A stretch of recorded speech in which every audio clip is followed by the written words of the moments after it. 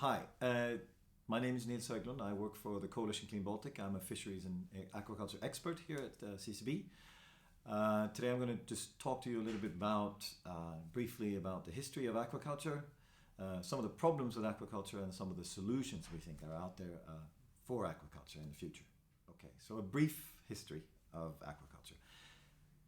We humans have been farming fish in different ways a long time. Say 1,000 years ago, it would have been in a pond or in some kind of a water containment of some sort, where you basically put in a wild fish and you would either feed it with something, or it would be in like I said, in a pond or something. It would be insects or other things for the fish there to eat. The actual rearing or actually giving it food came in quite a lot later, actually.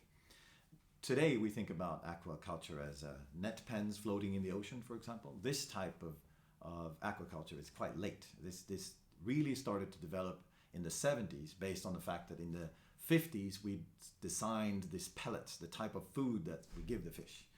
That made it possible to, for example, farm salmon or salmonids in a different way. Before it's been different species, but then salmonids production really exploded.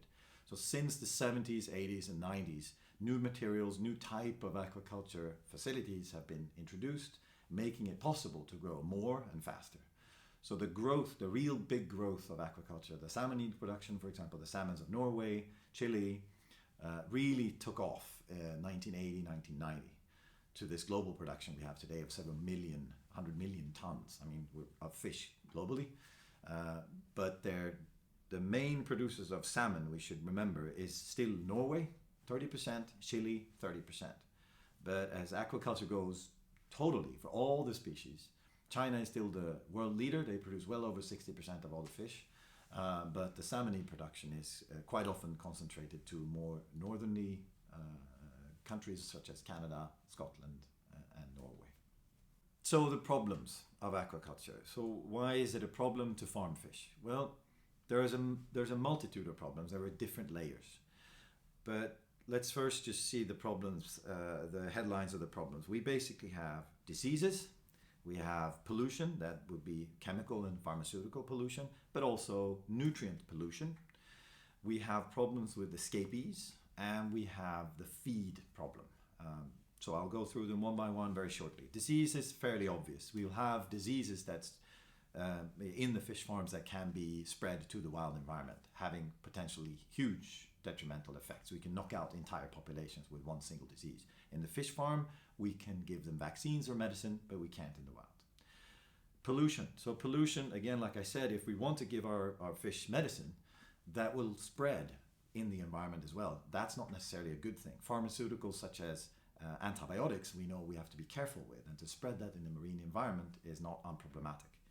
There are other chemicals also adding to pollution that we need to keep the fish farms clean of algae, of all kinds of growth and basically the natural environment that would cling to the net pens that we have in the marine environment. The nutrients, again, is part of the pollution problem that we obviously feed the fish in the net pen, but they don't consume all of it. So some of it will be diluted in the water column, so it would be spread like nutrients, bioavailable nutrients in the ecosystem. But also we will have underneath the fish farm, you will have basically a pile of unused or uneaten food, and also feces from the fish, making it basically a dead area.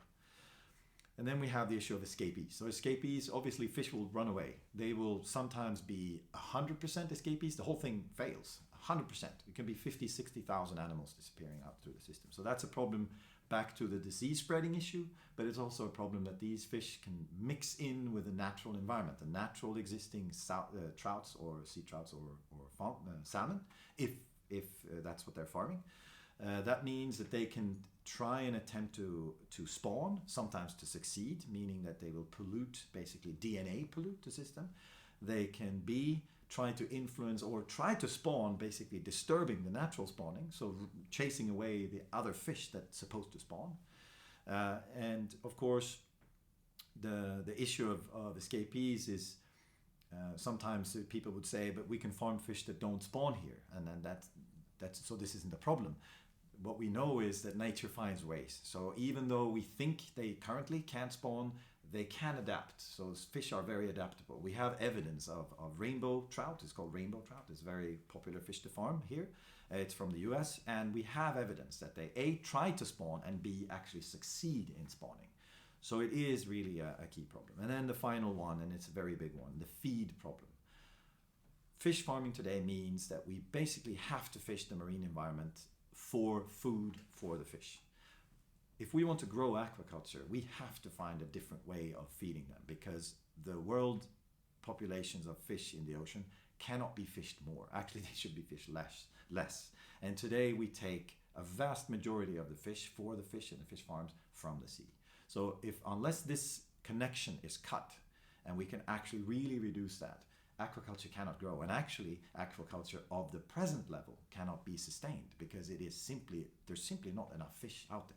As I mentioned them, they're of course applicable everywhere on the planet, but in the Baltic case, they are even worse, as we have the situation of that basically everything that goes to the Baltic stays in the Baltic, and we don't have deep areas. We don't have a massive water column that's always refreshed, that is diluted, so to speak.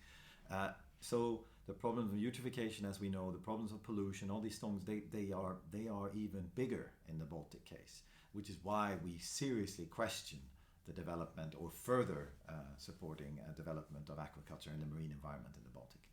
This is actually also highlighted, quite often in many documents, including documents for the European Commission, where a type of area, eutrophied area as the Baltic, it's probably not recommended to have open net pen sea-based farming. So it's a sort of at the core a bigger problem for the Baltic. So what do we as an NGO network think one could do about this problem? Well, first I have to say that we do not disapprove of aquaculture altogether. Absolutely not. We think there are ways to do it better, but it's connected to a multiple set of things. So the first thing, we've already discussed the issue of escapees and pollution, all these problems. The problems of actually having a farm in the open environment could be resolved by making it not in the open environment to making it enclosed, basically. There are quite advanced systems today with land-based farming. Obviously, as I mentioned earlier, the very, very traditional way of farming in thousands of years ago was basically this. It was a pond and you had fish in it. We're sort of seeing the same approach now, but with a more intensive farming method. You can do it indoors and on land. So these type of farms are often called recircular aquaculture system, RAS. We are seeing them coming quite strongly across the globe, and not least in our region. And we think this is a good solution that should be promoted more. Now, as I mentioned earlier, this will not solve one of the key things, and it's the feed. We will still have to, if we want to farm the type of fish, salmonids and sea trouts and salmon, that are carnivores. They eat other fish. So we have to give them that type of food. So if we do not develop some kind of food that contains the nutrients they need, but cut the bond to the wild fish fisheries in the oceans, we cannot grow that either. We can't sustain a growth of land-based aquaculture either. So we have to come up with different types of feed. But then there is also the option of actually looking at other species. So there are species that don't require as much feed, and that type of carnivorous, meat or fish, that can eat a mixed source of proteins. So we already have a very, very big global production of tilapia, for example, which is an interesting fish that we simply, most likely, will need to learn to eat. But there are many more fishes like that we could farm, but traditionally we don't. And we're very conservative in our food choices. So we want the type of fish we've always had, but we should learn or understand that the salmon production we have today is quite recent. And, in the 50s or 60s, that type of salmon production and that type of regularity of eating salmon was unheard of. No one could do that. We had it maybe once or twice a year. So we've been learned or taught to eat the salmonid, so we can be taught to eat other species as well. So going on land, finding a solution to the feed problem, and really looking for other types of fish to farm, those are the key things to solve, and we think is doable, and we think we should support that. Policy objectives go. for CCB, it's quite clear that we need to develop a regional set of demands on aquaculture for our region, specifying and sort of linking in the actual local problems we have in the Baltic. So for us, it's very clear we have to go on land and we have to have contained aquaculture. And obviously, we think it's a good idea to regionally decide together on the best available technology concept that we all stick to. And the reason for this is that the on-land farming is expensive and it's difficult to get any sort of critical mass of developing unless there are more demand for it and it takes place on multiple locations. So we think setting such a level playing field and saying that basically the farming that we should have is land-based would create a momentum that we probably need to make the production grow and also makes costs come down, because we know it's more costly than the normal sea-based farming. So we think we should be setting stricter requirements. We think we should be, looking at balanced input of nutrients and in and out nutrients. We think we should be looking and supporting, for example, aquaponics also, that we have land-based farming of fish, but also maybe vegetables next to it to use the nutrients that we have in the water. And we think it has a climate angle insofar as that you can basically put a land-based facility, more or less anywhere, obviously where it's suitable from energy and water and all those things, but you can do it fairly close to the consumers. So you don't need to ship the fish around. So that is a climate element to it that we think is relevant to bring forward as well. Okay, so thank you very much for listening.